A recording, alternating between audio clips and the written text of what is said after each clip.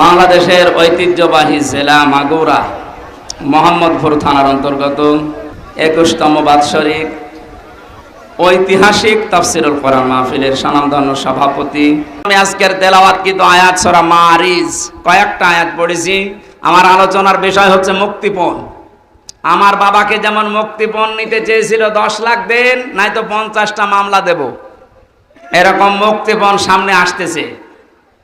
কোরআনে কারীম জানাচ্ছে, ও বাংলার মানুষেরা কান খাড়া করে শোনো, ওয়ালা ইয়াসালু হামিমুন হামিমা ইউবাসসিরুনহুম ইয়াওয়াদুল মুজরিমু লাউ ইয়াফতাদি মিন আযাবি ইয়াউমিযিন বিবানি।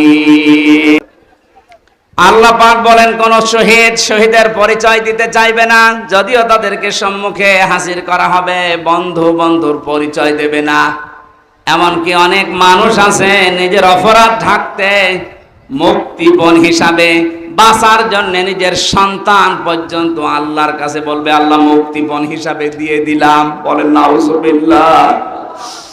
আয়াতটা পড়ার পরে আমার ছোট মেয়েটা, এই যে ফারিহা জান্নাতের সাথে আমি মিলিয়েছিলাম, আল্লাহ বললেন সন্তানও পর্যন্ত মানুষ দিতে চাইবে, অথচ আল্লাহ রসুলের পরে এই পৃথিবীতে সবচাইতে বেশি মহব্বত ভালোবাসা আমার এই ফারিহার উপরে। এত ভালোবাসা জেলখানায় থাকার পর ওর বেশি বেড়ে গেছে, কারণ ওরে আমি 1 বছর রেখে গিয়েছিলাম, এখন 4 বছর বয়স ওর। এত ভালোবাসা জন্মিয়েছে, ওরে চোখের আড়াই করলে বারবার মোবাইলে আমি দেখে নেই। অথচ আল্লাহ বলছে ফারিহাকে, হামজা কিয়ামতে আল্লাহর কাছে বলবে, আল্লাহ এইটাও দিয়ে দিলাম, আমাকে ছাড় দেন। সাহিবাতিহি ওয়া আখি, মানুষ তার নিজের স্ত্রীকে, নিজের ভাইকে বলবে, আল্লাহ এগুলোও দিয়ে দিলাম।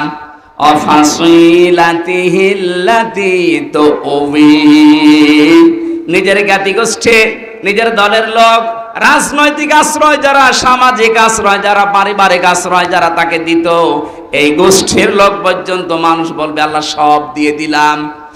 অমান ফিল আরদি জামিআ, দুনিয়ায় যত সম্পদের মালিক ছিলাম সব আমি দিয়ে দিলাম, আমারে আপনি বাঁচান।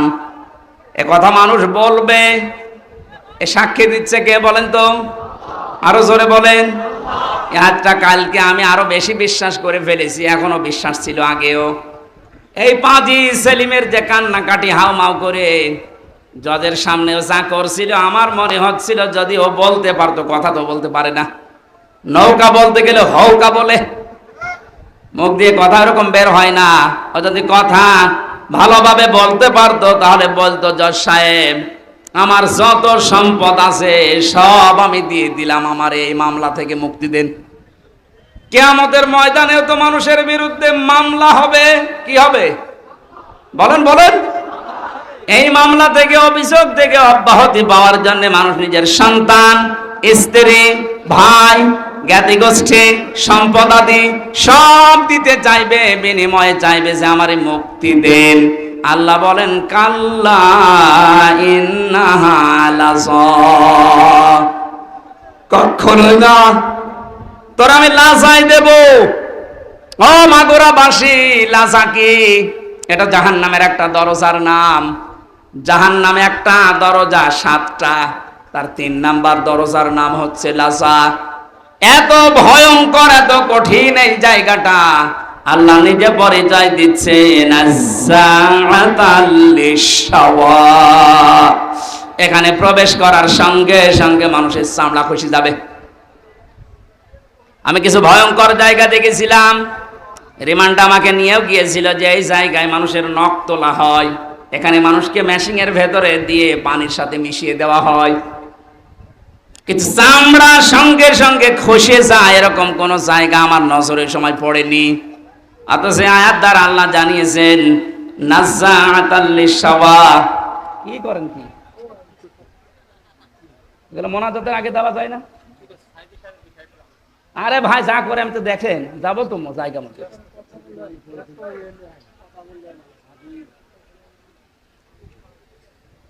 নাজ্জাআতাল লিশাওয়া দিয়েছেন আল্লাহ। এ ঘরটা এমন ভয়ঙ্কর ভাবে আল্লাহ বানিয়েছেন, প্রবেশ করার সঙ্গে সঙ্গে আপনার চামড়াগুলো আগে খসে পড়ে যাবে। আল্লাহ পাক বলেন, এ ঘর কাদেরকে ডাকবে জানো মাগুরাবাসী? তাদউ মান আদবারা ওয়া তাওয়াল্লা। এই লাযা নামে জাহান্নামের দরজা দিয়ে আল্লাহ তাদেরকে প্রবেশ করাবে, আর এই দরজা তাদেরকেই ডাকতে থাকবে যারা সত্যের আহ্বান শোনার পরে অহংকার করে ঘাড় ঘুরিয়ে এদবার করে চলে গেছে। আর বাংলাদেশে এই প্রকৃতির মানুষ বেশি। সত্যকে সত্য জানার পরে চোখে আঙ্গুল দিয়ে দেখানোর পরে অনেকে মানতে চায় না, বলেন না এ আমার দলের লোক না, এ আমার বাবার মুরিদ না, আমি মানি না। এরকম কথা দেশে আছে না নেই? তাহলে এ দেশের মানুষের জন্য লাযা নামক যে জাহান্নামের দরজা, এখানে প্রবেশ করার সম্ভাবনায় বাংলাদেশে অনেক বেশি। যারা সত্যকে সত্য জানার পর অহংকার করে ঘাড় ঘুরিয়ে নেন, যারা এদবার করেন, যারা সম্পদ আদি জমা করে রাখে আর এগুলো সংরক্ষণ করা যায় কোন কায়দায়, সেই চিন্তা ভাবনায় মেতে থাকে। তাকান বাংলাদেশের দিকে, টাকা রাখার জায়গা হয়নি, বানিয়েছে বেগমপাড়া। ও মনে করেছিল এটা আমার সংরক্ষিত থাকবে, জমা করার পদ্ধতি দেখেছেন। একটা প্রকল্প চালু করেছে, 10 কোটি টাকা, 2 কোটি খরচ করে 8 কোটি খায়। একবারে তো হয় না, 4-5 বার করে ওইটা করে। যেখানে 10 কোটি টাকা হলে হয়ে যাওয়ার কথা, সেখানে 32 কোটি টাকা লাগায়। এভাবে টাকা পয়সা এমন ভাবে ওরা জমা করে, জায়গা পায় না তখন বাইরের দেশে রাখে, সুইস ব্যাংকে রেখে আসে। এই চরিত্র যাদের ছিল, এই মানুষগুলোকে লাযা ডাকবে। কি হয়েছে আপনার এই সম্পদ দিয়ে? কি হয়েছে আপনার এই সম্মান দিয়ে? এখন যে অপমান আল্লাহ আপনাকে করেছে, আপনার সম্পদ কাজে আসছে না, আর সম্পদগুলো বিপদের কারণ হয়ে দাঁড়িয়েছে। এখান থেকে আমাদের শিক্ষা নেওয়া দরকার, সামনে যারা এই পৃথিবীতে আসবে তারা যেন ওই রকম চরিত্রের না হয়। কথা বলেন ঠিক কিনা? কিন্তু যে মানুষগুলো দিনের জন্য জমা করেছিল, একদিকে দুনিয়া জমা করা আর একদিকে ইসলাম জমা করা, যে মানুষগুলো দিন জমা করেছিল, এই দেশে দিন প্রসারে দিন কায়েমে ভূমিকা রেখেছিল, তারাও তো জমা করেছিল। আল্লামা সাইদির নাম বলছে, আমি নিজে দেখেছি লোকটাকে 10টা দিন, আমি 10 মিনিট ছিলাম ওনার সাথে। এই মানুষটার যে আমল আখলাক আর যে হাসি, ওনাকে অনেকে বলছে মরে গেছে না, মরান, উনি শহীদ হয়েছে, কারণ ওনাকে মেরে ফেলা হয়েছে। ওনার মুখের ওই হাসি প্রমাণ করে যে ওনারে মেরে ফেলা হয়েছে। এর পিছনে আন্তর্জাতিক কিছু ষড়যন্ত্র আছে। যারা মেরেছেন যদি সত্যতা প্রমাণ করতে চান, ওই ডাক্তার মোস্তফা জামানকে নিয়ে আসেন। ওরা ডিম দেওয়া লাগবে না, শুধু ডিম দেখাবেন, সব বলে ফেলবে। কথা বলে না কেন? সুতরাং কোরআনের পাখিকে যারা বলেন, ভাবেন, মনে মনে করেন উনি মরে গেছে না, মরা না, উনি শহীদ হয়েছেন, উনি জীবিত, উনি আল্লাহর কাছে কিয়ামত পর্যন্ত খাবার পাবে। আর জালেম যারা, আপনি কি করলেন? আপনার দুনিয়াও শেষ, এই সম্পদগুলো এখন দুদুকে ধরবে, হিসাব দিতে দিতে তো মরবেন, আর পরকাল তো আপনার শেষই। কারণ কত মানুষের সম্পদ আত্মসাৎ করেছেন, এদের জবাব দিতে দিতে আপনার পরকাল শেষ। আল্লাহ আমাদের ওইরকম জীবন যেন না দেন, বলেন আমিন। পারিবারিক জীবন নিয়ে কয়েকটা জিনিস আমি ওখান থেকে নোট করেছিলাম জেলখানায়। তার ভেতর অন্যতম কারণ, ওখানে আমি দেখেছি অধিকাংশ মানুষের মামলাগুলো সাধারণ যারা, সব পারিবারিক জীবনের কারণে। হয় বউ পিটিয়েছে, নাই যৌতুকের কারণে, নাই বউ মেরে ফেলেছে। এখন যিনি জল্লাদ আছে কেন্দ্রীয় কারাগারে, যে ফাঁসি দেয়, আগে তো শাহজাহান জল্লাদ ছিল, এখন যে দায়িত্বে আছে ইলিয়াস, এই লোকটা 17 বছর ছিল সৌদি আরবে। এরপরে এখন 22 বছর পর্যন্ত ওর জেল। প্রথমে ফাঁসি ছিল, ওখান থেকে এখন যাবজ্জীবন জেল। 30 বছর বয়সে না 35 বছর বয়সে যেন জেলখানায় ঢুকেছে। 35 আর 17 আর 22 কত হয়? আমার মাঝে মাঝে দেখা করতে এসে বলতো, হুজুর জীবনটা শেষ করে ফেলেছে এই মেয়ে লোকটার কারণে। বিয়ে করেছিলাম বড় আশা নিয়ে, বাড়িতে আসার পরে আমার মার সাথে বোর কোনো মিল নেই, কিছু হলেই ঠোকামুখি করে আর আমারে বলে আলাদা হওয়া লাগবে। মাকে আর আমার বোন ছিল, বোনকে কিছু দিলেই ওর চোখ টাটায়। মা বোন যারা এসেছেন, আপনাদের মন আপনি উদার করবেন।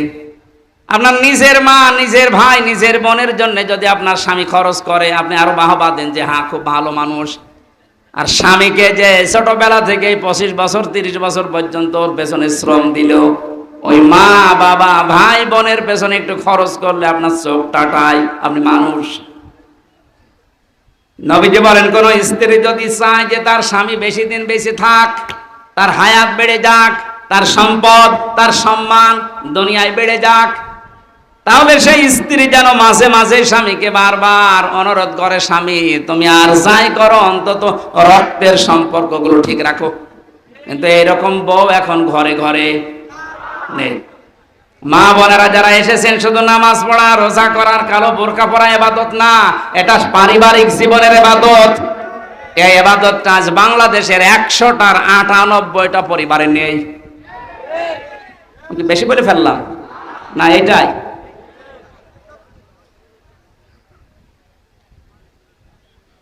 রাঙ্গামাটি গিয়েছিলাম 18 সালে, লংগদ থানায়। আসার সময় আমারে বলছে, হুজুর চলেন বৃদ্ধাশ্রম দেখে আসি। যে দেখি এক কলেজের প্রফেসর মায়ের পা ধরে কাঁদছে। ডাক দিয়ে বললাম, স্যার কি হয়েছে? আমাকে পরিচয় করিয়ে দিলেন যে এক কলেজের স্যার। মা পাকে ডাক দিচ্ছে, সন্তান আমি যখন মারা যাব তখন আমার মাথার উপরে ফ্যানটা তুই পাল্টিয়ে নতুন ফ্যান লাগিয়ে দিবি। ছেলেটা প্রশ্ন করছে, মা তুমি তো মরেই যাবা, তখন আবার ফ্যান কি হবে? মা বলে, বাবারে আজ 3 মাস আমি এখানে আছি, এ ফ্যানটা ঘোরে না। আমি কর্তৃপক্ষকে বলেছিলাম, যেহেতু তুই টাকা পয়সা দিস না এই জন্য ওরা ফ্যানও লাগিয়ে দেয় না। আমার সাথে তুই যা করলি, আমার তো মনটাই কে বলছে তোর সন্তানও কিছুদিন পরে তোর এখানে রেখে যাবে। কিন্তু তোর তো ফ্যান ছাড়া ঘুম হয় না, তুই তো গরম সহ্যই করতে পারিস না। তোরে আগে থেকেই সাবধান করলাম, আমি মারা যাওয়ার পরেই তুই ফ্যানটা লাগাবি, নাই তো তুই কষ্ট পাবি। এই অবস্থায় দেখলাম ওর মা মরে গেল। হাও মাও করে কেঁদে বলছে, হুজুরের দোষ আমারে দেবেন না একা, এ দোষ আমার বোর। আমার দুইটা বাচ্চা আছে, সব সময় আমার পেছনে লেগে থাকে আমার স্ত্রী যে এই বুড়িকে যদি বাড়ি রাখো তোমার ভাত আমি খাবো না। বাধ্য হয়ে আমি তালাকও দিতে পারি না আমার সন্তানের দিকে তাকিয়ে। শেষ পর্যন্ত মাকে আমি রেখে এসেছিলাম বৃদ্ধাশ্রমে। ছোটবেলায় আমার বাবা মারা গেছে, বহু কষ্ট স্বীকার করে আমাকে কলেজের প্রফেসর বানিয়েছিল আমার এই মা। কিন্তু স্ত্রীর ছোট মনের কারণে আমি আজকে তারেও বাড়িতে রাখতে পারি নাই। আজকে আদরে অনাদরে সেবা না পেয়ে শেষ পর্যন্ত মাটা আমার মারাই গেল। দুনিয়াতে নাম ধরে ডাকার মতো আমার আর কেউ নেই। মাগুরাবাসী মা বোন যারা এসেছেন, আপনাদের জন্য পারিবারিক জীবনের একটা কথাই বলছি, শুধুমাত্র ওই কলেজের প্রফেসর রাঙ্গামাটির উনি না, এখানে হাজারো মানুষ আমরা ঠিক ওই অবস্থায় পরিবারে আছি। মনটা একটু উদার করেন না কেন? একটু মনটা ছাড় দেন। কেউ তো থাকবেন না, 100 বছর পরে আমরা এখানে কেউ থাকবো না, নতুন মানুষ এই জায়গা চাষ করবে। কথা বলেন না কেন? সুতরাং আমরা যেন ধরা না খায় আখেরাতে, ওই রকম জীবন ওই রকম তৈরি করা দরকার আমাদের সবার। এজন্য পারিবারিক জীবনে ওনার যা দেখলাম, এই ইলিয়াসের ওই লোকটার জীবন তো শেষ হয়ে গেল একটা মেয়ে লোকের কারণে। শেষ পর্যন্ত ঘ্যানর দেখে একদিন একটা থাপ্পড় দিয়েছিলাম, ও ছাতা গেছে মরে। এই কারণে আমার এখন যাবজ্জীবন জেল। বলেন তো, যে লোকটা 35 বছরে জেলে ঢুকেছে, 17 বছর সৌদি আরবে কাটিয়েছে, 22 বছর জেল খাটবে, ও বের হয়ে আর কি করবে? খুব বড় একটা না, সামান্য একটা পারিবারিক বিষয়ে। এই জন্য আমি নোট করেছিলাম জেলে বসে বসে যে পারিবারিক জীবনের দাম্পত্য কলহ এবং এর সমাধান কি করা যায়। যেহেতু এইটা নিয়ে 100 জনের প্রায় 70 জন জেল খাটে। আমি লিখে এখন বাইরে এসে বই করেছি, ওইটা আপনার মেয়েকে বিয়ে দেওয়ার আগে পড়াবেন, বউকে পড়ান, ফুফুকে, নিজের মাকে, বোনকে, এদেরকে পড়াবেন। আমার মনে হয় পরিবারে আল্লাহ শান্তি ফিরিয়ে দেওয়ার কাজ ওখানে লিখে দিয়েছি। কোন জায়গায় আছে আমি জানি না, আমার গাড়ি আছে, সাদা গাড়ি, ড্রাইভারের কাছ থেকে নিয়ে যাবেন। অন্তত মেয়েকে আগে পড়ান আর বউকে। ইবাদত করতে হলে ইবাদতের মতো করা লাগবে। যেখানে আছেন যদি ওই অবস্থায় আপনার জীবন কেটে যায়, লাতার কাবন না তবাক বানাং তবাক, হে নবী যেখানে আছেন ওখানে থাকলে হবে না, আপনাকে উপরে ওঠা লাগবে। এক স্তর থেকে আপনাকে আর এক স্তরে নিয়ে যেতে চাই। বাচ্চারা যখন জন্ম দেয় দেখবেন ছোটবেলায় এই জন্মগ্রহণ করা বাচ্চাগুলো মানুষ ডাক্তারের কাছে নিয়ে যায়। ডাক্তার প্রথমে ওজন দেয়। মনে করেন 1 বছর বয়স, ওর ওজন হয়েছে 3 কেজি। কত? 3 কেজি বা 5 কেজি। 1 বছরে ওর ওজন। এই 5 কেজির বাচ্চাকে আপনি 2 বছর পরে আবার নিয়ে গেলেন, ডাক্তার আবার ওজন দিচ্ছে 5 কেজি আছে। নাকি অসুস্থ না সুস্থ? বলেন বলেন। জন্মের পর থেকে আমরা মনে হয় এদেশে মুসলমান হয়ে, যেহেতু জন্মগ্রহণই করেছি মুসলমানের ঘরে, আর 96% মুসলমান এই দেশে আছে, এই কারণে এরকম অনুষ্ঠানগুলো আমরা অন্তত এদেশে আবহমান কাল থেকে চলে আসতেছি। আমরা কয়েকদিন আগে একটা জরিপ পেয়েছি, মক্কা থেকে মদিনায় ইসলাম যাওয়ার আগে মুহাম্মদুর রাসূলুল্লাহর সাহাবী এবং নবীজির মামাতো ভাই এই বাংলাদেশে ইসলাম অলরেডি নিয়ে এসেছিলেন। এই বাংলাদেশ, ভারত, পাকিস্তান এই এলাকাতে একটা মসজিদের সন্ধান পাওয়া গেছে উত্তরাঞ্চলে। তার মাটি পরীক্ষা করে দেখা গেছে এই মসজিদটা 1473 বছর, আর এই 7 বছর কত হয়? 80 বছর। আপনি নবীজির জন্মের যে হিসাবটা আছে যদি হিসাব করে দেখেন, যারা গবেষণা করছে তারা বলছে যেই সময় এই মসজিদের এখানে প্রতিষ্ঠা, মৃত্তিকা গবেষণাগারের রিপোর্ট অনুযায়ী বিশ্ব নবী ওই সময়ও দুনিয়ায় 3 বছর বেঁচে ছিলেন। তার মানে নবীজি এই পৃথিবীতে জীবিত থাকতেই এই দেশে ইসলাম চলে এসেছে। কথা বুঝতেছেন? যেহেতু ইসলাম অনেক আগের, শিকড় গেড়ে আছে এখানে, সেই হিসাবে বহুদিন থেকে কোরআনের আলোচনা ধারাবাহিকভাবে এখানে চলতেছে, চলবে ইলা ইয়াউমিল কিয়ামা। এখন এটা দেওয়ার সময়, এখন আমরা কখন খাবো এটা? সে রংপুরের এলাকার মানুষ, রংপুরের এলাকার মানুষকে আমরা একটু উল্টা পাল্টা নামে ডাকি। আমরা খুলনা বিভাগের লোক, আমার বাড়ি এই পাশে কুষ্টিয়া। খুলনা বিভাগের যে 10টা জেলা, বাংলাদেশে যত জেলা আছে সবচেয়ে বেশি ভালোবাসি আমি এই 10টা জেলাকে, এরপরে বাইরের। তো ওই সমস্ত উত্তর অঞ্চলের এই রংপুর বিভাগের যে জেলাগুলো আছে, এই মানুষগুলো একটু সহজ সরল। যেটা রেকর্ড হচ্ছে ওদের আবার মন খারাপ হবে, মানে এমন সহজ সরল। গাড়িতে আপনি হরেন দেবে, তো সাইড দেবে, তো তাকে আরো দেখে যে কে আসতেছে।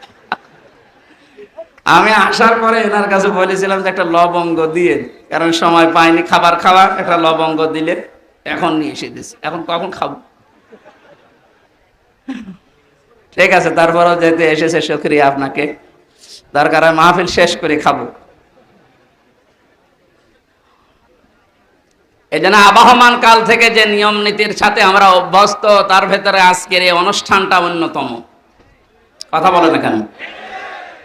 এই 53 বছর স্বাধীন হওয়ার পর থেকে অন্তত আমরা এভাবে চলতেছি কোরআনের আলোচনা, এর আগেও এভাবে চলতেছে। 53 বছর আগেও আপনি যা শুনেছিলেন, এখনো কোরআনে কারিমের আলোচনা ওইভাবে, হয়তো ধাঁচ পাল্টিয়েছে, শুনতেছে। এর আগেও আপনার ওজন ছিল ওই 5 কেজি, 53 বছর পরে এখনো আপনার ওজন 5 কেজি। আপনি কি সুস্থ না অসুস্থ?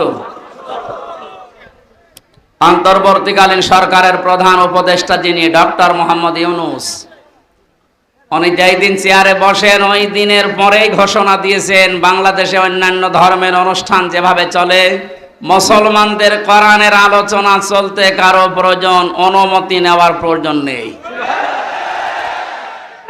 এই তাকবীর দেওয়ার কি হলো? কথা বোঝেন? ওনার অনেক মতের সাথে আমার মতের মিল নেই, কিন্তু এই বিষয়টা এত ভালো লেগেছে, দোয়া করছি আল্লাহ এই কথাটার কারণে তার জীবনটা তুমি পরিচ্ছন্ন করে দাও। স্বাধীন এবং পরাধীন শুধু নাম শুনতাম, বাস্তবে 15-16 বছরে আমরা যে অবস্থার সম্মুখীন হয়েছিলাম, একটা স্বাধীন জাতি দাবি করতাম চেতনা নিয়ে, অথচ আমরা ছিলাম পুরা পরাধীন। এ কথা বলেন না কেন? আপনাদের বানানো সংবিধান অনুযায়ী হলেও তো আমার বাড়ি কুষ্টিয়া, এখানে এসে কোরআনের দাওয়াত দেওয়া, সংবিধান অনুযায়ী কথা বলা আমার অধিকার ছিল না? যারা দিল না ওরা কি শুধু আমারে বাধা দিয়েছে না কোরআনকে? ডাইরেক্ট ইনডাইরেক্ট যদি কেউ কোরআনে বাধা দেয়, আল্লাহ কি করেন তার বাস্তব প্রমাণ 5 তারিখ থেকে আজকের এই 4 তারিখ পর্যন্ত। কে যেন একটা গান বানিয়েছে দেখলাম, কোথায় না আমি ওটা আর বললাম না, কোথায় সে কাওয়া কাকু, কোথায় গরম গরম কথা। এ জেলায়ও যারা এরকম উল্টাপাল্টা ক্ষমতার গরম দেখিয়ে কোরআনের আলোচনাগুলো বন্ধ করে দিতেন, নির্দ্বিধায় ফতোয়া দেওয়া যায় আপনি কাফের। এটা তো আমি বানালাম। হ্যাঁ, অকাল আল্লাযীনা কাফারু লা তাসমাউ লিহাদাল কুরআন অলগাউ ফীহি লাআল্লাকুম তাগলিবুন। আল্লাহ পাক বলেন, কাফেরেরা সিদ্ধান্ত নিয়েছিল এইটা যে সব চলতে দাও, বাধা দিও না, কিন্তু কোরআনে বাধা দাও। এই সিদ্ধান্ত কাদের? আরো জোরে বলেন। 96% মুসলমান আমরা এদেশে বাস করি। বাকি অন্যান্য জাতি যারা আছে তাদের ধর্মীয় অনুষ্ঠানগুলোতে বাধা দেওয়া দূরের কথা, আমরা দেখেছি আরো সাহায্য করা হতো। মুসলমানদের ভেতরেও যারা ইসলামকে ভিন্ন খাতে প্রবাহিত করার জন্য চেষ্টা চালিয়েছে বিভিন্ন নাম নিয়ে, তাদের অনুষ্ঠানগুলোতেও কোনো বাধা আমি দেখিনি। বিশেষ করে পীর নামে, পীরতন্ত্রের নামে যে ইসলাম প্রচার করা হয়েছে এই দেশে, একটা বানানো ইসলাম, যেমন তাহেরি ভাই করেছিল, নজিবুল বশর ময়জ ভণ্ডারী করেছিল, আবু সুফিয়ান আল কাদরি ভাই করেছিল। এ সমস্ত জায়গাতে আমি নিজে দেখেছি বাধা তো নেই, পাশেই 5 কিলোমিটার দূরে তাফসির মাহফিল, বাধা তো দিয়েছে, গ্রেফতারও করেছে। কোরআনের আয়াত অনুযায়ী বোঝা যাচ্ছে কোরআন যারা বাধা দেয় কোরআন প্রসারে কায়েমে, এরা কাফের। কারণ এই সিদ্ধান্তটা মুসলমানদের না, এই সিদ্ধান্ত কাফেরদের। কাদের বলেন তো? এখানে একটা মাসলা বলছে, কেউ যদি কাফেরকে কাফের মনে না করে সেও কাফের। জেলখানায় আমি 3টা বছরের ভেতরে সবচাইতে বেশি এই কথাটা মাওলানা মামুনুল হকের কাছে শুনেছি। উনি মাঝে মাঝে বলতেন, হামজা যদি বাইরে যেতে পারি কোনো কাফেরের জানাজায় যাব না, কবরেও যাব না। বলতাম, ভাই আপনি এই বিষয়টা নিয়ে তো বেশি কথা বলেন। দেখো কোরআনে কারিমে আল্লাহ জানিয়েছেন, ওয়ালা তুসাল্লি আলা আহাদিম মিনহুম মাতা আবাদা ওয়ালা তাকুম আলা কবরি ইলা আখির আয়াত। সূরা তাওবার 84 নম্বর আয়াতের প্রথম অংশে আছে, আল্লাহ পাক বলেন, হে নবী এরা মারা গেলে এদের কবরের পাশে দাঁড়ানো দূরের কথা, এদের জানাজার নামাজ পড়া দূরের কথা, আপনি এর পাশ দিয়েও যাবেন না। যদিও তাকুম আলা কবরের ব্যাখ্যা 2টা পেয়েছি তাফসিরে। কাফেরের কবরের পাশ দিয়েও হেঁটে যাবেন না এবং কবরের পাশে দাঁড়াবেনও না, কারণ জায়গাটা গজবের। কিসের? কাফেরকে যেখানে মাটিতে রাখা হয় ওই জায়গাটা গজবের হয়ে যায়। এর প্রমাণ আবু জেহেলের কবর। বদরের ময়দান দেখতে গিয়েছিলাম, যিনি আমার সাথে ছিল ওই দেশের, আমারে বলছে এই যে বিশাল কবরস্থান, এটা সাহাবীদের, 14 জন সাহাবী শহীদ হয়েছিল, এখানে সবাই আছে। পাশেই বিশাল খেজুর বাগান, এই পাশে একটা গর্তের মতো কুয়ার মতো দেখালো যে এই জায়গায় 14 জন কাফেরকে, 70 জন কাফেরকে এক জায়গায় মাটি দেওয়া। আমার বলছে, হুজুর এটা শয়তানের কবর। শয়তান মানে আবু জেহেলের। ওরে তারা আদর করে এভাবে মাটি দেয়নি, ওরা উদ্দু করে দিয়েছে। যে কথাগুলো আমাকে জানিয়েছে তার ভেতরে দুইটা গুরুত্বপূর্ণ। এক নম্বরে বলে, হুজুর এখানে কিন্তু বহু পানি আসে, যে পাশে যে কুয়া, গ্যালন গ্যালন পানি উঠতেছে এখান থেকে। আশ্চর্যের বিষয়, এখানে পানি আসার পরও কোনো গাছ আজ পর্যন্ত জন্মায় না। পাশেই দেখেন খেজুর বাগান, কি তরুতাজা খেজুর ধরিস। আপনার কি মনে হয় ওকে আল্লাহ আপেল খাওয়াচ্ছে? হ্যাঁ, আর কবরে আল্লাহ আগুন লাগিয়েছে, এত হট এত গরম, এজন্য ওখানে কিছু জন্মই নেয় না, জায়গাটা গজবের জায়গা হয়ে গেছে। কাবা শরীফ তাওয়াফ করার পরে উপর দিয়ে ঘুরছিলাম, হঠাৎ দেখি আমার পেটে ব্যথা করছে। এক পুলিশকে ডাক দিয়ে বললাম, ভাই এতক্ষণ তো ভালোই ছিলাম, এখন আমার পেটে ব্যথা করছে, কি করব? আমরা বলছে, ইয়া হাজি উল হজ্জা তাই না বিলাদুকা। ও হাজি, দেশ কোথায়? জি তুমি বাংলাদেশ। বাংলাদেশ থেকে এসেছি। ওর ভাষা দিয়ে আমারে বলছে, হাজি সাহেব আপনি জানেন না এটা কোন জায়গা? না তো। আবু জাহেলের বাড়ি। আপনি এখনো পায়খানা না করে দাঁড়িয়ে আছেন, তাড়াতাড়ি যান। সত্যি কথা বলছি, কাজ সেরে এসে দেখি আমার পেটের ব্যথা ভালো হয়ে গেছে। আল্লাহ আমাকে জানাতে চেয়েছে, হামজা ওই সময় 4.5 লাখ করে টাকা লাগতো, এত টাকা খরচ করে সেই দেশ থেকে আসলে এখানে আরে শয়তানের মুখে পায়খানা না করে চলে যাবা, তাড়াতাড়ি করো। এত ঘৃণিত, এত নিকৃষ্ট, এত অপমানজনক জায়গা, এই জায়গাকে আল্লাহ তুলনা দিয়েছে ইন্টারন্যাশনাল পায়খানা। এখন এই কথা বলেন না কেন? আমি 3টা কারণ পেয়েছি। এক নম্বরে আবু জেহেল ছিল জুলুমকারী, জালেম। ও যে বহু এতিমের সম্পদ জুলুম করে আত্মসাৎ করে ফাঁকি দিয়ে খেয়েছে, তার জীবনী পড়লে পাবেন। 2 নম্বরে ছিল স্বৈরাচার। 3 নম্বরে মানুষটা পৃথিবীর সবচাইতে শ্রেষ্ঠ মানুষ মুহাম্মদুর রাসূলুল্লাহকে কষ্ট দিয়েছে। এই 3টা কারণ পড়েছি আমি তাফসিরে। কোরআনে কারীম জানিয়েছে, ওয়াল্লাযীনা ইয়াউযুনা রাসূলাল্লাহি লাহুম আযাবুন আলীম। সূরা তাওবার 60 নম্বর আয়াতের শেষের দিকে আছে, আল্লাহ পাক বলেন যে মানুষগুলো দুনিয়াতে আমার রসুলকে কষ্ট দিচ্ছে, দেবে।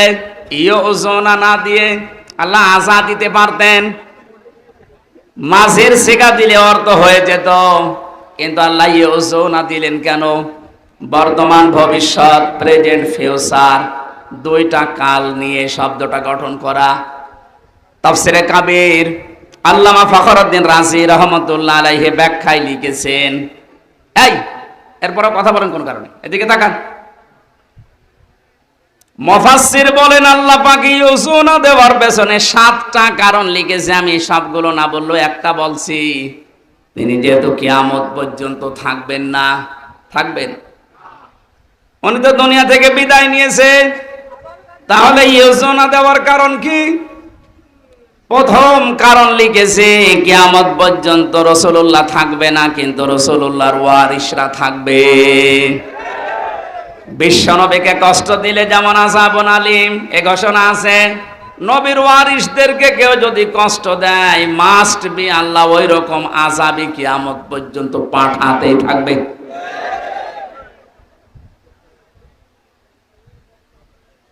এই আয়াত অনুযায়ী বোঝা যাচ্ছে,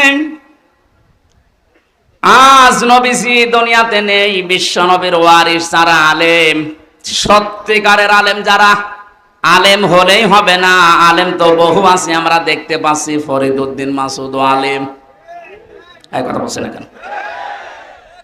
মুফতি ফয়জুল্লাহ তো আলেম। বাইতুল মুকাররমের সাবেক খতিব যেটা পালিয়েছে, এই যে পাশের জেলায় বাড়ি, ওইটাও তো আলেম। একটা রাষ্ট্র কত নিচে নামলে, কত দুর্নীতিগ্রস্ত হয়ে গেলে জাতীয় মসজিদের খতিব পর্যন্ত পালিয়ে যায়, বলেন তো? জাতীয় মসজিদের খতিব পর্যন্ত যদি পালিয়ে যায়, এ দেশে আর বাকি থাকার কথা? আপনি তাকান, যারা যারা এভাবে কষ্ট দিয়েছে দিচ্ছে সবগুলো তো পালিয়েছে। কোরআনে যারাই বাধা দিয়েছে আজ তারা এই দেশের জনগণের টার্গেট হয়ে গেছে। কেন টার্গেট হচ্ছে? কোরআনে কারিম থেকে শোনেন। এই এদিকে তাকান, জায়গাটা ভেজা না? কষ্ট হচ্ছে। যে ইবাদতে কষ্ট বেশি ওই ইবাদতে সওয়াব বেশি হয়, এজন্য একটু সহ্য করেন। সূরা আলে ইমরান 4 নাম্বার পারা 12 নাম্বার পৃষ্ঠার 9 নাম্বার 7 নাম্বার লাইনের 178 নাম্বার আয়াত। এটা রব্বুল আলামিন বলেন, ওয়ালা ইয়াহসাবান্নাল্লাযীনা কাফারু আন্নামা নুমলি লাহুম খায়রুল লিআনফুসিহিম ইন্নামা নুমলি লাহুম লিয়াজদাদু ইসমা ওয়া লাহুম আযাবুম মুহিন। আমি আয়াতটা পড়লাম, তাফসীরের সাথে মিলালাম, দেখলাম না বাস্তবতায় খাপের খাপ মুনতাজের বাপ মিলে যাচ্ছে। আল্লাহ পাক বলেন, হে নবী, কাফেরেরা ধারণা করে তাদের যে ক্ষমতা, তাদের যে অর্থ সম্পদ, বিত্ত বৈভব দেওয়া হয়েছে, এগুলো মনে হয় তাদেরকে কল্যাণের জন্য ভালোবেসে আল্লাহ দিয়েছে। আপনি কখনো এটা মনে করবেন না কাফেরদেরকে আমি যা দিয়েছি একটাও মঙ্গলের জন্য না।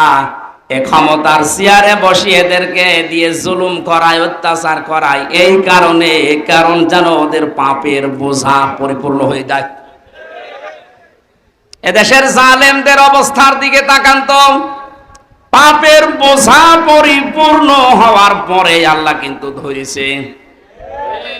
এই 15-16 বছর বহু মহারথী চেষ্টা করেছিল এই জালেমদের বিপক্ষে, এক চুলও নড়াতে পারে নাই।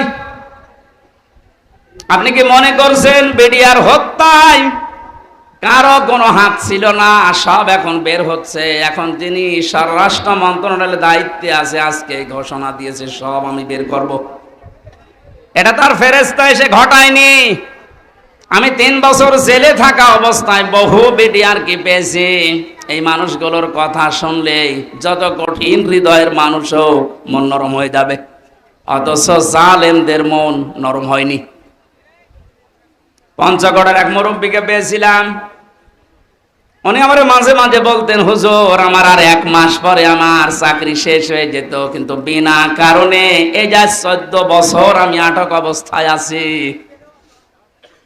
আপনি এই লোকটা কিয়ামতে যদি বিচার দেয় আপনি কি জবাব দেবেন? অন্যগুলো বাদই দিলাম, ওই একটা দুইটা না, আমি প্রায় 12টা-13টা বিষয় সামনে আনতে পেরেছি। সর্বশেষ 2024-এর 1000-এর ওপরে গণহত্যা। পাপ যখন পরিপূর্ণ হয়ে গেছে আল্লাহ বলেন, ইন্না বাতশা রব্বিকা লাশাদীদ। হে নবী, আপনার রবের ধরা বড় শক্ত ধরা। আমি এমনিতেই কাউকে কিছু বলি না, কিন্তু যারে ধরি ওরে আর ছাড়ি না। এমন ধরা ধরেছে আপনি দেখলেন দরবেশ পর্যন্ত দাড়ি কেটে ফেলেছে। গত পরশুদিন আমার যত মামলা ছিল সব খারিজ করে দিয়েছে। আমি যখন আদালত থেকে বের হচ্ছিলাম দেখলাম হাজী সেলিম, এর নামে হাজী লাগালে গোনা হবে, এটা পাঁচই সেলিম, হাও মাও করে এজলাসে কাঁদতেছে। ওর যে অপকর্মের ফেরেশতা এই 16 বছরে শয়তান ওই এত অপরাধ করে নাই।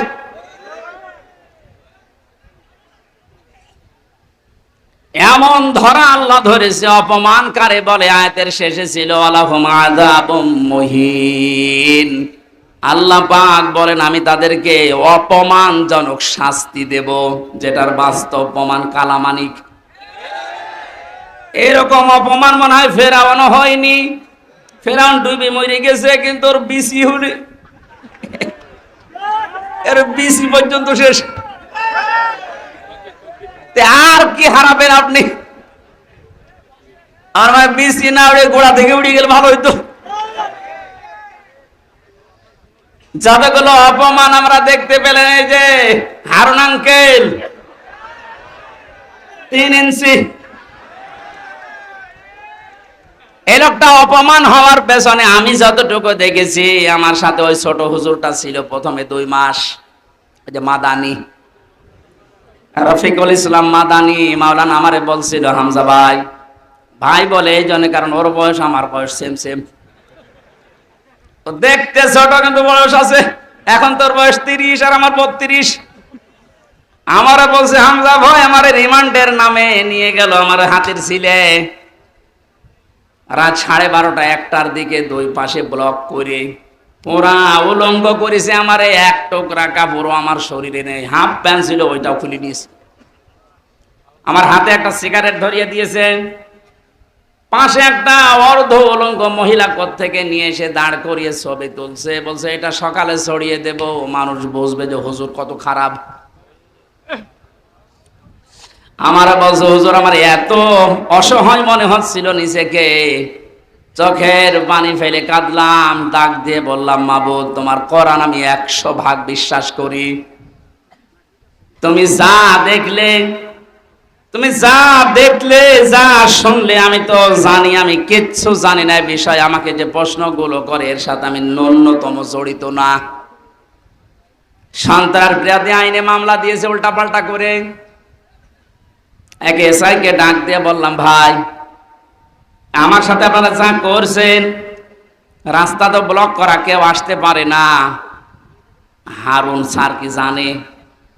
ওই এসআই বলছে, হারুন স্যার জানে না মানে উনি তো করাচ্ছে। আকাশের দিকে মুখ দিয়ে বললাম, বাবু তোমার আরশের দিকে আমি মুখ করে আমি ছোট হই, কিন্তু আমি একজন আলেম, আমি এখন মজলুম। আর নবীজি জানিয়েছেন, মজলুমের দোয়া আর আল্লাহর ভেতরে কোনো পর্দা থাকে না। এই বাস্তবতা এবং বিশ্বাস নিয়ে তোমার কাছে বলছি, আল্লাহ জীবনে তোমার কাছে যদি কিছুই কবুল না হয়, তবে এই কথাটা তুমি একটু শোনো, আমাকে যেভাবে অপমান করেছে যার নির্দেশে, তাকে তুমি কিছু দেখিও। আল্লাহ দেখিয়েছেন। জীবিত অবস্থায় 3 ইঞ্চি, মহিলারা পর্যন্ত এখন জিকির করছে 3 ইঞ্চি 3 ইঞ্চি, আর কত নিচে নামাবে বলেন? এ তো গেল 3 ইঞ্চির হিসাব। আমার মনে হয় যে চেহারা এখনো লুকিয়ে আছে, যদি রাস্তাঘাটে জনগণ পার পিটিয়ে মেরে ফেলবে।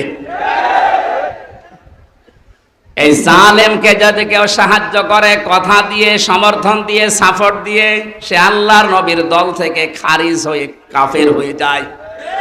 কত বড় ভয়ঙ্কর কথা, তিরমিজি হাদিস। কেউ যদি জালেমকে সাহায্য করে, সহযোগিতা করে, কথা দিয়ে, সাপোর্ট দিয়ে, যেভাবেই হোক, যদি জালেমকে কেউ সহযোগিতা করে, নবীজি জানিয়েছেন সে আমার উম্মত থাকে না। বাংলার মুসলমানেরা নবীর উম্মতের বাইরে যারা, তারা কি? আরো জোরে নাম ধরা লাগবে। আর সুতরাং জুলুমের সাথে যারা জড়িত ছিলেন, বাংলাদেশ জামাতে ইসলামের শ্রদ্ধাভাজন আমির ডাক্তার শফিকুর রহমান ঘোষণা দিয়েছেন, আমরা সাধারণভাবে আমাদের কোনো অভিযোগ নেই, আমাদের রাজনৈতিক দল হিসাবে যত জুলুমের শিকার মাফ করে দিলাম, কিন্তু ব্যক্তিগতভাবে যদি কেউ জুলুমের শিকার হয়ে থাকে আর ও যদি প্রতিশোধ নিতে চায়, ওই পরিমাণ আমাদের পক্ষ থেকে বাধা নেই। সেই হিসাবে আমি যেহেতু ভিকটিম, আমরা মাটির নিচে রেখেছিল আয়না ঘর, শুধু আপনি নাম শুনেছেন, আর আমি ছিলাম ওখানে 3টা বছর। আমাকে ফাঁসির কন্ডেম সেলের ভেতরে তালাবদ্ধ করে 24 ঘন্টা আটক রাখতো সিসি ক্যামেরা দিয়ে। কেউ যেন আমার সাথে কথাও না বলে, দেখাও না করে। এমনকি কারারক্ষী 2-1টা একটু ভালো ছিল, সবাই তো আর একরকম না। 2-1জন এসে যদি একটু সালাম দিত, ওই যে উপর থেকে ক্যামেরা লাগানো, ওর চাকরি পর্যন্ত চলে যাবে, এইরকম সিস্টেম করেছিল। এত কড়াকড়ি আপনি কেন করলেন? এই জুলুমের সাথে যারা নিযুক্ত ছিল, টপ টু বটন যেই কয়টা, যেহেতু পরশুদিন মামলা পুরাটা আদালত খারিজ করে দিয়েছে, কোনো দোষ আমার পাইনি, তাহলে বোঝা যাচ্ছে বিষয় আমি কিছু জানি না, আমি পুরা নিরপরাধ। কথা বলেন না কেন? নিরপরাধ মানুষকে যারা বেকার 3টা বছর শাস্তি দিল, তাদের বিরুদ্ধে এখন এরকম 3 বছরের শাস্তি আমিও চাই। এখানে কাউন্টার টেররিজমে আছে, কাউন্টার টেররিজমে যারা আছে, এটা মনিরুল, আসাদুজ্জামান,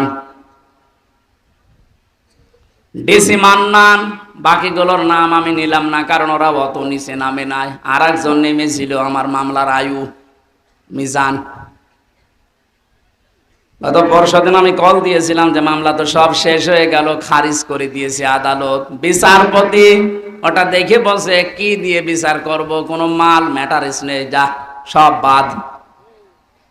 ওনারে বললাম এতদিন পর্যন্ত ওনারে স্যার বলতাম, এখন দেখি আমার মোবাইল পেলে আমার উল্টা করে স্যার বলছে, হাও মাও করে কান্না কাটে, বলে কি করা লাগবে হুজুর বলেন, আমার কোনো দোষ নেই। দোষ নেই তে আমারে ধরার পরে আমার বাবার কাছ থেকে 10 লাখ টাকা খেয়েছিস, ওই টাকা ফেরত দে। সবচাইতে বড় বিষয়, যেহেতু আদালতের মাধ্যমে আমি নির্দোষ প্রমাণ হয়েছে, আমার কোনো দোষ নেই, 3টা বছর আমার জীবন থেকে যারা নষ্ট করেছেন, এর সাথে যারাই জড়িত ছিলেন তাদেরও জীবন থেকে আমি 3 বছর নষ্ট করতে চাই। এইটাই নাই বিচার। এটা যদি আপনি না করেন, আগামীতে যারা আসবে এরকম হাজারো হামজার নামে ওরা কারণে অকারণে মিথ্যা সত্য মিলিয়ে মামলা দিয়ে বছরের পর বছর আটক করে রাখবে। এই জন্য যে মানুষগুলো 5 বছর 7 বছর 10 বছর জেলে থাকার পরে কোনো দোষ পায় না, শেষে খালাস দিয়ে দেয়, এর সাথে যারা জড়িত মামলার আয়ু থেকে শুরু করে উপর পর্যন্ত প্রত্যেকের বিচারের আওতায় আনা লাগবে। কোন কারণে কিছুই পেলি না, ওর 10টা বছর নষ্ট করলি, তুই বড় জালেম। জালেমের কথা এই কারণে বলছি, কারণে শব্দটা শুনতে যত সহজ মনে হচ্ছে, বিষয়টা অত সহজ না। জালেম আল্লাহর কাছে এত ঘৃণিত, এত নিন্দিত, এত খারাপ, আল্লাহ নিজে বলেন আমি জালেমের বিরুদ্ধে নিজে বাদী হয়ে মামলা দেব। সূরা শুরা 42 নম্বর আয়াত, 25 নম্বর পারার 6 নম্বর পৃষ্ঠার 13 নম্বর লাইনে আছে, ইন্নামাস সাবিলু আলাল্লাযিনা ইয়াযলিমুনান নাস, ইলা আখির আয়া। আল্লাহ পাক বলেন অবশ্যই আমি আল্লাহ মামলা দেব। ওই আল্লাহ নিজে মামলা দায়ের করবে, নিজে কেস করবে, নিজে অভিযোগ দায়ের করবে ওই সমস্ত মানুষদের বিরুদ্ধে, ইয়াজলিমুনান নাস, যারা মানুষ হয়ে মানুষের উপরে জুলুম করেছেন। জালেম যারা, এটা রেকর্ড হচ্ছে, আপনিও শুনতেছেন, যেখানেই লুকিয়ে আছেন কান খাড়া করে শোনেন। জালেম যারা, তাদের দুনিয়াও শেষ, আখিরাতও শেষ। আপনার আর বাঁচার মতো কোনো লাইন নেই যতক্ষণ পর্যন্ত এই মাজলুমরা মাফ না করবে। আর আমার তো যতটুকু বাস্তবতায় ধারণা আমি দেখেছি, বাংলাদেশের 18 কোটি মানুষও যদি আপনাকে মাফ করে দেয়, আয়না ঘরের সাথে যারা জড়িত ছিলেন, ব্যারিস্টার আরমানের বউ আপনাকে মাফ করবে না।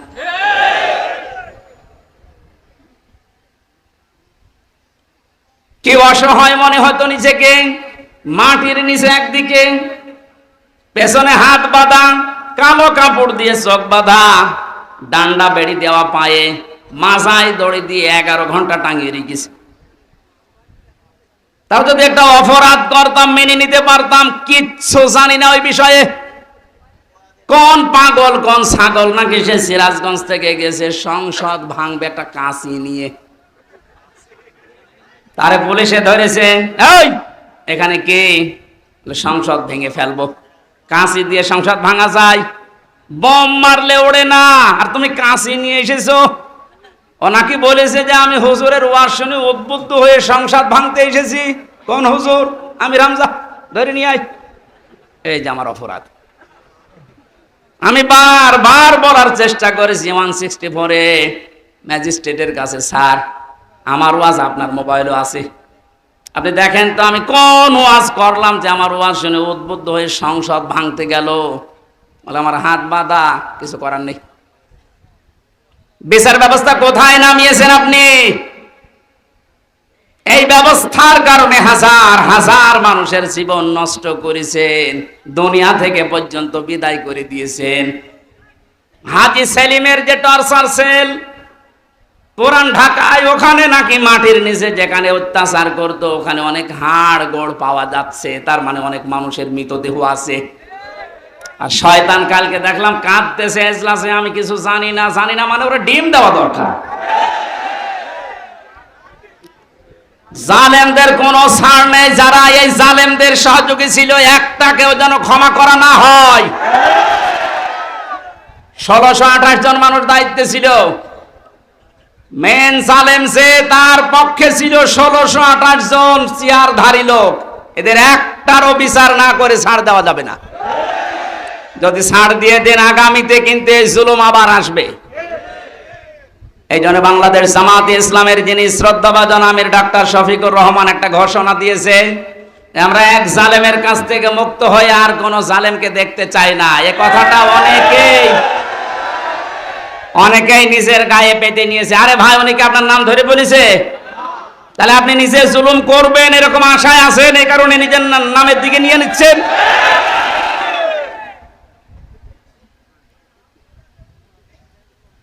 জীবিত ওলি দেখেননি জীবনে, মরা ওলি দেখেছেন। বিভিন্ন গাছতলায় আস্তানায় শুয়ে আছে মরা ওলি মনে করে। জীবিত ওলি যদি কেউ বাংলাদেশে দেখতে চান, কোন দরবারে যাওয়ার দরকার নেই, ডাক্তার শফিকুর রহমানের দিকে তাকাবেন, ওটা টাটকা জিন্দা ওলি। আমি নিজে সাক্ষ্য দিচ্ছি, তার যে ইবাদতের মাত্রা, তার যে ইখলাস, দ্বীনের জন্য যে কোরবানি এবং আল্লাহর প্রতি তার যে তাওয়াক্কুল কোন পর্যায়ের আপনারে মাথায় ধরবে না। আমি 4 দিন তার সাথে ছিলাম, দেখেছি আল্লাহ মানুষকে এরকম ধৈর্য দেয়। তার ছেলেটা ওই সময় জেলখানায়, তার বউ অসুস্থ, তার দলের লোক হাজার হাজার লক্ষ লক্ষ পালিয়ে বেড়াচ্ছে, অধিকাংশ জেলখানায়, সব কিছু তাদের শেষ 15 বছরে, অথচ লোকটার ভেতরে কোনো টেনশন, কোনো চিন্তার কোনো ছাপ নেই। এত কষ্ট করে জেলখানায় থেকে হাজিরা দিয়ে যখন আদালত থেকে আসতো, বলতাম স্যার একটু ঘুমিয়ে নেন। এই যে 12-13 ঘন্টা 15 ঘন্টা পর্যন্ত এত কষ্ট করে এসে কিছুক্ষণ তেলাওয়াত, কিছুক্ষণ জিকির, কিছুক্ষণ দরুদ শরীফ পড়ে কয়েক ঘন্টা ঘুমিয়ে, এরপরে দেখতাম তাহাজ্জুদের নামাজে যতটুকু পারে পড়ে, এরপরে উনি যে সেজদায় পড়ে যেত 30 মিনিট, 40 মিনিট, 50 মিনিট, 1 ঘন্টা, 1.5 ঘন্টা একটা সেজদায় কাঁদতে কাঁদতে, মুরব্বী মানুষ, চোখের ভুরু পর্যন্ত পাকা, দাড়ি পাকা, ভিজে ভিজে পানি পড়ছে সেজদায়। আপনি ওলি দেখতে চান, অধিকাংশ গুলো ফজরের নামাজ পড়ে না। আর এই লোকটার তাওয়াক্কুল আর কষ্ট শিকার দেখেছেন কোন পর্যায়ের। একদিন বলেছিলাম যে স্যার, এখানে দুষ্ট কিছু মানুষ আছে, তারা মোবাইল নিয়ে এসে দেয় চুরি করে। এটা রেকর্ড হচ্ছে তো, এই জন্য গোপন কথা বলা যাচ্ছে না। এই ভেতরে আবার ঝামেলা বেড়ে যাবে না। ওখানে সব ধরনের সিস্টেম করে, মানুষ কি করবে, এখন অসহায় তারা। বললাম যে আপনারা আমি ওইভাবে একটা ছোট মোবাইল নিয়ে এসে একটু বাড়িতে খোঁজ নেন। আমারে বলছে হামজা কার খোঁজ নেব? কেন? আপনার ছেলে, আপনার বউ অসুস্থ, আপনার দলের লোক সব পালিয়ে বেড়াচ্ছে। আমারে যে কথা শুনিয়েছে আমার জীবন ভরে গেছে। আমারে বলছে হামজা, ধরা পড়ার সময় আমি নিজেই প্রস্তুতি নিয়েছিলাম, 24 ঘন্টায় আমি প্রস্তুতি নিয়ে থাকি কখন ওরা আমারে ধরে নিয়ে যাবে। ধরে যখন নিয়ে এসেছে, আসার সময় আমি সব আমার আল্লাহর কুদরতি হাতে দিয়ে এসেছি।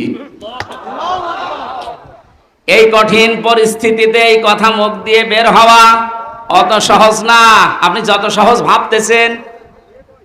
কোরআনে কারীম জানিয়েছে, ইন্নাল্লাযীনা ক্বালু রাব্বুনাল্লাহ সুম্মা ইসতাকামু তাতানাজ্জালু আলাইহিমুল মালাইকা আল্লা তাখাফু ওয়া লা তাহজানু। আল্লাহ পাক বলেন, যারা এই কথা বলতে পারে আমার রব আল্লাহ, আর এই কথা বলার পরে সিঁড়িয়ে ছটিয়ে পড়ে না, টিকে থাকে, ইস্তেকামাত পয়দা করে দাঁড়িয়ে থাকে কথার উপরে, আল্লাহ তাদের পুরস্কার হিসাবে বিপদে আপদে ফেরেশতা নাযিল করে হলেও সাহায্য করে। ফেরেশতারা এসে কি বলে? আল্লাহ তাখাফু ওয়ালা তাহজানু, কোনো ভয় নেই, কোনো টেনশন নেই। এটা কিসের ভয়, কিসের টেনশন? এ কঠিন বিপদে পড়ার কারণে হয়তো মানুষের মনের ভেতরে ধারণা আসতে পারে, এই ভয় তৈরি হতে পারে যে আমার ছেলেটাও জেলখানায় বিনা কারণে, আমার স্ত্রী ওদিকে হাসপাতালের বেডে মৃত্যুর সাথে লড়ছে, আমার দলের হাজার সহকর্মী তারা পালিয়ে বেড়াচ্ছে, জেলখানায় তারা ভর্তি, কি হবে এদের? আল্লাহ বলেন ফেরেশতাকে দিয়ে আমি যেন ওর কানের কাছে মুখ নিয়ে বলাই, বল কোনো ভয় নেই, কোনো চিন্তা নেই, সবগুলো আল্লাহ দেখবে। বাস্তবে আয়াতটা আমি ওনার সাথে 100 ভাগ মিলাতে পেরেছি। অথচ কোন আলেমকে পর্যন্ত দেখেছি হাউমাউ করে কাঁদতো বাইরের পরিবেশের কথা চিন্তা করে। উনিও তো মানুষ, কান্নাকাটি তো বাইরের পরিবেশের জন্য দূরের কথা, চিন্তার কোনো ছাপও এই চেহারার ভেতরে আমি পাইনি। কোরআনের সাথে যে লোকটার জীবন মিলে যায়, হাদিসের পাতার সাথে যার জীবন মিলে যায়, সে ওলি। এক কথা বলুন। এই জন্য জালেম যারা, তাদের দুনিয়া শেষ। আখেরাতে তো আপনি আল্লাহর মামলার আসামি হয়ে বসে আছেন। যিনি বিচার করবেন, যিনি রায় দেবেন, তিনি যদি মামলার বাদী হয়, কে দাঁড়াবে আপনার পক্ষে? এজন্য আপনার আখেরাত শেষ। দুনিয়া শেষ কেন বলছি? কারণ জালেমদের বিরুদ্ধে যখন মজলুম কিছু বলে, ওটা সঙ্গে সঙ্গে আল্লাহর কাছে পৌঁছিয়ে যায়, কোনো পর্দা থাকে না। আজ অনেকেই সুর তুলছে যে জালেমরা যা করেছে মাফ করে দেন না। জালেমদের মাফ করলেও আল্লাহ মাফ করবে না। আল্লাহু লা ইয়াহদিল কওমাজ জালিমিন, বহু জায়গায় আল্লাহ জানিয়েছেন ইয়াহদি, এটা মোজারে। যারা গ্রামার বসে জিজ্ঞাসা করেন বর্তমান, ভবিষ্যৎ, প্রেজেন্ট, ফিউচার, আল্লাহ বলেন জালেমদেরকে আমি পথ দেখাই না, হেদায়েত দেই না, দেবও না। আল্লাহ বলছেন আমি দিচ্ছি না, দেব না, আমি দোয়া করে করব কি? এই জন্য জালেম যারা সব যখন শেষ করেই ফেলেছেন, গর্তের ভেতরে লুকিয়েও আপনি ছাড় পাবেন না, কারণ আপনাকে আল্লাহ অপমান করবেই। এদেশে যারা বাধা দিয়েছিলেন তারা কয় আজকে আসেন তো বাধা দিতেন, আসেন আজকে আসেন, আপনাকে আমি ওয়েলকাম জানাচ্ছি। কোথায় লুকিয়ে আছে সে? শেখর না শিখর? এদিকে আসেন, আজকে মাইক কেড়ে নেন তো দেখি কোন মায়ের দুধ খেয়েছেন আপনি, আসেন। আমি চ্যালেঞ্জ দিচ্ছি এই বাংলাদেশে সামনে দিন আসতেছে, কোরআনের দিন, সামনের দিন আসতেছে, হাদিসের দিন। আগস্ট মাসের 5 তারিখের আগের জরিপ ছিল আমার কাছে, এদেশের 100 জনের মাত্র 15 থেকে 16 জন মানুষ চাইতো যে কোরআন দিয়ে, ইসলাম দিয়ে এই বাংলাদেশটা চলুক। কয়জন? 100 জনের সর্বোচ্চ 15 থেকে 16 জন। অথচ 5 তারিখের পরে আজকে 4, এই 30 দিনে গতকালকের রাতের 12:30টার রিপোর্ট পেয়েছি এই দেশে, তাও যে সে রিপোর্ট করে নাই, নির্ভরযোগ্য রিপোর্ট এটা। এদেশে এখন 100 জনের 35 জন মানুষ চাচ্ছে দেশে ইসলাম দিয়ে চলুক। সময়টা একটু বৃদ্ধি হতে দেন। 100/51 মানুষ যখন চাইবে যে দেশে ইসলাম দিয়ে চলুক, কোন মহারথী আর বাধা দিয়ে পার পাবে না। এই জন্য এখন আমাদের খুব সতর্ক, ছোটখাটো কোনো বিষয় নিয়ে যেন ঝামেলায় না জড়াই। আমার এক ওস্তাদ বলছিলেন, একটা হোস্টেলে 100 ছেলে থাকে, খাবার সকালে নাস্তা দেওয়া হয়, রুটি পাউরুটি, রুটি আর কলা। এর ভেতরে কিছু মানুষ সুর তুলেছে আমরা সকালবেলায় নাস্তা আর খাবো না, নাস্তার মেনু পাল্টাতে হবে। হোস্টেলে যিনি দায়িত্বে আছে ডাক দিয়ে বলছে ঠিক আছে আমি পাল্টাবো, তবে কে কোনটা বেশি খেতে চায়, যে বেশি হবে ওই দিকে আমি রায় দেব। ভোটের সিস্টেম করেছে, রায় যখন এসেছে 20 জন চাই ওই আগেরটাই কলা পাউরুটি, 18 জন চাই খিচুড়ি, 15 জন চাই রোল। এভাবে ভাগ করতে করতে দেখা গেল 20-এর সংখ্যা আগে যা ছিল। এবার আপনি বলেন তো 20 বাদ দিলে 100-র ভেতরে থাকে কত? আরো জোরে। 80 জন যদি সব একমত হতো, এ নাস্তার মেনু পাল্টানো সহজ ছিল না কঠিন ছিল? বাস্তবটা এখন আমাদের সামনে। এদেশে নাস্তিক, মোরতাদ, রাম, বাম, এই ইনু নুনু, এ মেনন আর কালামানিক বেশি না। এরা যা চাচ্ছে, এরা খুব মিলে হলেও 20 জন হবে। আর আমরা যারা টুপিওয়ালা, আমরা 80 জনের উপরে। ওই 15 জন, 18 জন, 16 জন গুলো না করে আমরা যদি সব এক হতে পারি, নাস্তার মেনু এতদিন যা চলছে এটা পাল্টানো সম্ভব। কারণ এই 53 বছরে বাবা চালিয়েছে, আমরা দেখেছি। আমি দেখি না, মুরব্বীরা দেখেছে। কারণ আমার তো 32। স্বামী চালিয়েছিল, আমি দেখি নাই, মুরব্বীরা দেখেছে। চাচা চালিয়েছিল, সকালে এক কথা বলতো, বিকেলে আর এক কথা। সেও দেখলাম 9 বছর। ববু চালিয়েছিল বিভিন্ন কায়দায়, ভাবিও চালিয়েছিল। এক কথা বলেন না কেন? সবারটাই দেখেছি। এখন শুধু বাকি আছে এ কোরআন দিয়ে সংসদ চললে কেমন দেখা যায়।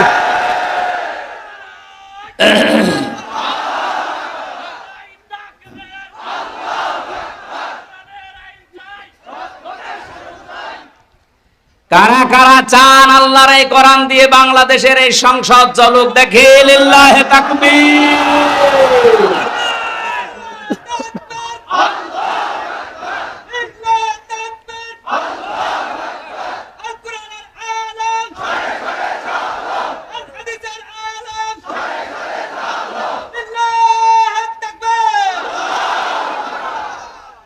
এই জন্য আমরা 80 জন যেহেতু আছি, আমরা যেন এই মত পার্থক্য ছোটখাটো বিষয় নিয়ে, কেউ 15 জন, কেউ 16 জন, কেউ 18 জন, তাহলে কিন্তু ওই 20 যা এসেছে ওইটাই থেকে যাবে। হ্যাঁ, কথা বলেন না কেন? আমরা আর কোন ছোটখাটো বিষয় নিয়ে মত পার্থক্য করতে চাই না। আমাদের এক যে কোরআন দিয়ে সংসদ চলবে, সেই আসুক। এটা অনেক জালেমরা তো বুঝেছিল, পালিয়েছে। অনেক মুনাফিক এখন অনেকে মুনাফিকি করছে, বুঝতেছে, এজন্য সুর তুলছে, না এভাবে আর চলতে দেব না, তাড়াতাড়ি তাড়াতাড়ি। কিসের তাড়াতাড়ি? আপনি কি স্বাধীন করে দিয়ে গেলেন? যারা স্বাধীন করেছে তারা যা বলবে তাদের ওটা অনুযায়ী দেশ চলবে। এতে যদি 3 মাস হয়, 3 বছর হয়, 6 বছর হয়, 10 বছর হয়, হোক, কোনো অসুবিধা নেই।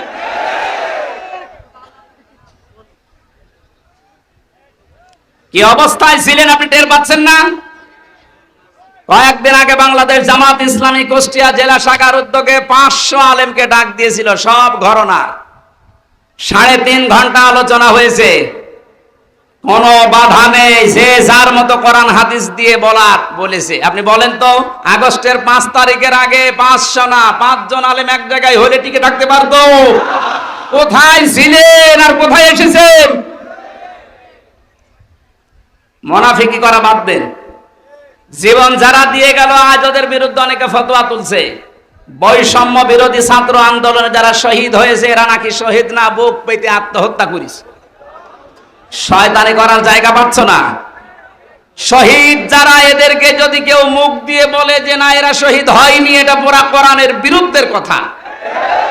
সূরা বাকারা 154 নম্বর আয়াত, আলা তাকুলু লিমান ইউকতালু ফি সাবিলিল্লাহি আমওয়াত বাল আহইয়াউ ওয়ালাকিন লা তাশউরুন।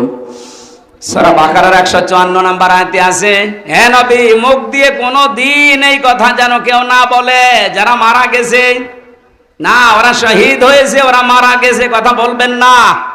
কারণ যারা শহীদ হয় ওরা জীবিত, কিন্তু তোমরা টের পাও না। তাই মানুষ যেহেতু মুখের পরে অন্তরে ধারণা করতে পারে, আল্লাহ ধারণার উপরে নোটিশ দিয়েছে, ওই আলা তাহসাবান্নাল্লাযীনা কুতিলু ফি সাবিলিল্লাহি আমওয়াতা বাল আহইয়াউন ইনদা রাব্বিহিম ইরসাকুন। সূরা আলে ইমরান 169 নম্বর আয়াত। আল্লাহ পাক বলেন, মুখে তো বলবি না, ধারণাও করবি না যে যারা শহীদ হয়েছে ওরা মরে গেছে, না, ধারণাও করা জায়েজ নেই, হারাম। কেন? বালা হইয়া ওরা জীবিত। ওরা কি? আরো জোরে বলেন, ইনদা রাব্বিহিম ইউরযাকুন, তারা আল্লাহর কাছে রিজিক পাচ্ছে। আমি কয়েকদিন আগে গিয়েছিলাম শহীদ আবু সাঈদ রংপুরের কবর জিয়ারতে এবং বাড়ি দেখতে। ওর বাবা এসে আসার পরে জিজ্ঞাসা করলাম, ছেলে মেয়ে কয়টা? 6টা ছেলে, এটাই ছোট ছিল। ও ছোটবেলা থেকেই প্রতিবাদী, অন্যায় দেখলে কিছু নেই হাতে, তারপরও প্রতিবাদ করত। এত বড় জুলুমের বিরুদ্ধে প্রতিবাদ করার জন্য যেটা হাতে নিয়েছিল, কোন অস্ত্র ছিল? কি ছিল? একটা গাছের ডাল। আরে কালা মানিক বলছে না, ওর হাতে অস্ত্র ছিল। ডাল যদি অস্ত্র হয়, তুমি যে কলা পাতায় শুয়েছিল এটা অস্ত্র।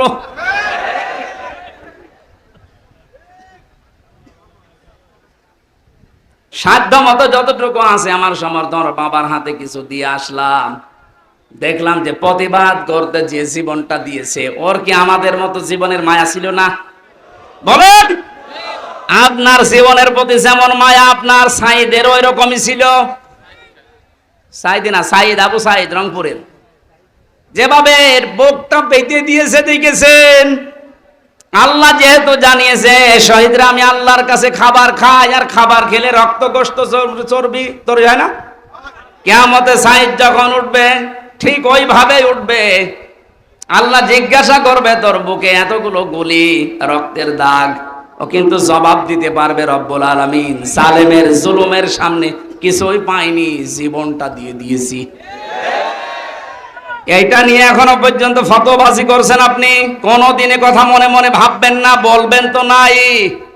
বৈষম্য যখন দূর করার জন্য আন্দোলন হয়েছে, আমরা চাই যে সংস্কার যখন আরম্ভ হয়ে গেছে, এদেশের যত রকমের জঞ্জাল আছে সব জায়গায় যেন অতি দ্রুত সংস্কার করা হয়। মাঝে মাঝে দেখি কিছু কিছু ইস্যু তৈরি করে অমুক ঘেরাও করো, অমুক জায়গা চালাও, অমুক জায়গা ধরো। কেন? 15 বছর কোথায় ছিলেন আপনি? আনসারের নাম নিয়ে যারা আজ নেমেছে, 42,000 আনসার নিয়োগ হয়েছে ক বছরে, তার 32,000 হচ্ছে গোপালগঞ্জের, আর বাকি 63টা জেলা। আমরা কি ঘাস কাটছি? তার মানে বোঝা গেছে সব আপনাদের বানানো। হিন্দুদের দিয়ে আপনারা চালাতে চেয়েছিলেন বিশৃঙ্খলা তৈরি করে পৃথিবীর মানুষকে দেখাতে, হালে পানি নেয়নি। কারণ এই দেশে সংখ্যালঘু সংখ্যাগুরু বলে কিচ্ছু নেই, এগুলো সব ওই জালেমদের বানানো। ডাক্তার শফিকুর রহমান ঘোষণা দিয়েছে বাংলাদেশে কোনো সংখ্যালঘু সংখ্যাগুরু নেই। এদেশে যে জন্ম নিয়েছে সেই এই দেশের বৈধ নাগরিক। কিসের সংখ্যালঘু, কিসের সংখ্যাগুরু? এই কথা বলে জালেমরা ওদের মন থেকে এই দেশের ইসলামপন্থী মানুষদের ঘৃণা জন্মিয়েছে। ওদের দিয়ে যখন শুরু করেছিল হালে পানি নেয়নি, তারপরে শুরু করেছে আনসার দিয়ে। আরে ভাই, পুলিশ দিয়ে যদি দেশটা চলতে পারে, আনসার ছাড়া চলবে এক আর দুই। যদিও আমি পুলিশ প্রশাসনে যারা আছে তারা এখন সবাই খারাপ না, কয়েকটা লোকের জন্য আজ এই বিভাগের উপরে মানুষের যে রাগ। আমার নিচতলায় ভাড়া ছিল এক পুলিশ, 5 তারিখের পর থেকে কোথায় যে গেছে আল্লাহ জানে আর ও জানে। ওখানে 14 জন মারা গেছে আমার বাড়ির সামনে। পুলিশ এইভাবে অস্ত্র ঠেকিয়ে মেরেছে। এজন্য মানুষের এত রাগ, থানা পদ পুড়িয়েই দিয়েছে। জানিয়েছে যদি ওই সাহেব আলী নামে যে দারোগাটা, ওরে যদি পাই, ও যেমন গুলি করে করে মেরেছে, ওরে আমরা পিটিয়ে একেবারে আনারের মতো 14 টুকরা 15 টুকরা করে। ভয়তে আজও পালিয়েছে, কালও পালিয়েছে। কিন্তু আমার বাড়িতে যে ছিল, ও ছিল রাস্তার পুলিশ, ওই ট্রাফিক পুলিশ, কিন্তু ওই ভয়ে পালিয়েছে। এই প্রশাসনের এর উপরে এখনো পর্যন্ত আমাদের যাদের ক্ষোভ, সবার জন্য না, যেই কয়জনের নির্দেশে এই গণহত্যা হয়েছে, এদের কারণে এই বিভাগটা নষ্ট হয়ে গেছে। মানুষ এদের উপর আস্থা আনতে কিছু সময় লাগবে, কিন্তু যারা এর জন্য দায়ী, আমরা এই টপ টু বটন যেই কয়জন এদের শাস্তি দাবি করছি, এরা বহু মানুষের বুক খালি করেছে। এদের জন্য আয়না ঘরে হাজার হাজার মানুষের হাড় পাওয়া যাচ্ছে। আপনার বিবেক জীবনও সায় দেবে না যদি আয়না ঘরের দৃশ্য দেখেন। একটা মানুষ এত শক্ত হতে পারে? আমার সাথে যে আলেমটা ছিল মুফতি ফখরুল ইসলাম, মানে মাঝে মাঝে রাতের বেলা দেখতাম কেঁপে উঠছে। কি ভাই কি হয়েছে? বলছে ভাই আমার ওই আয়না ঘরের কথা মনে হয় মাঝে মাঝে। এই পায়ের নিচ দিয়ে হাত দিয়ে সামনে যে রড ঝোলানো আছে, রডের সাথে দিয়ে হ্যান্ডকাপ দিয়ে লাগিয়ে রাখতো, 1-2 ঘন্টা না, দিনের পর দিন, মাসের পর মাস। আমার মাঝে মাঝে মনে হতো আল্লাহ এই দুনিয়াতে মনে হয় সবচাইতে বড় নিয়ামত যে একটু শুয়ে থাকা। এটা যে কত বড় নিয়ামত আমি ওই ঘরে থেকে বুঝতে পেরেছি। টয়লেট করার জন্য মানুষ মাত্র 1.5 মিনিট সময় দিত, খাবার খেতে দিত কয়েক মিনিট, তাও খাবার নাকি মনে হচ্ছে কে মাখিয়ে দিয়েছে। অর্ধেক পচা অর্ধেক ভালো 4-5টা তরকারি একসাথে দিয়ে এক বাটির ভেতরে, খেলে খান না খেলে যা। তাও তো একটু নরম হয়তো যে ভাই এখন নামাজের সময়টা একটু বলেন, কখন নামাজের সময় আমরা তো জানি না, কারণ এখানে রাত দিন বোঝা যায় না। মাঝে মাঝে এমন লোক দায়িত্বে পড়তো, কিসের নামাজ, নামাজ পড়ে কি পাও, আল্লাহরও ভোগ করতো। যেই কয়জন মানুষের দ্বারা আজ পুলিশ প্রশাসনের সবার উপরে মানুষের রাগ ঝাল অনেকে মিটাচ্ছে, এই কয়জন মানুষের শাস্তি আমরা দাবি করছি, সবার না। এখন অনেক কনস্টেবল, অনেক এএসআই লাইভ করে বলছে আমাদের জীবনটা নষ্ট হয়ে গেছে এই কয়েকটা শুকরের বাচ্চার কারণে। যাদের নাম বলছে আজকের লাইভ দেখলাম, বেনজিরের নাম বলছে, এই আব্দুল্লাহ মামুনের নাম বলছে, বাকি শহীদ বলছে ধরা পড়েছে, 8 দিনের রিমান্ড দিয়েছে। আমার মনে হয় আমার সাথে রিমান্ডে যে আচরণ করেছে ওর সাথেও করা হোক। এদের নির্দেশে হাজার হাজার মানুষ, 1000-এর উপর মানুষ বাংলাদেশে মারা গেছে এই 14 তারিখ 5 তারিখের আগ পর্যন্ত। আপনি টের পাচ্ছেন কোথায়? আর এখনো পর্যন্ত অনেকে জালেমের প্রশংসা করছে যে কি করেছে টের পাচ্ছেন না। চলেন আপনারা নিয়ে যায়, 10 দিন থাকেন আপনি ওই ঘরের ভেতরে। অনেকে না বুঝে আবার এই দেশ থেকে এখনো পর্যন্ত বুকে সাহস বাঁধতেছে, ভিডিও কলে কথা বলছে, আপা ঘাবড়াবেন না, আপনি ঘাবড়ালে আমরা নরম হয়ে যাই। আপনি আবারও শক্ত হতে চাচ্ছেন?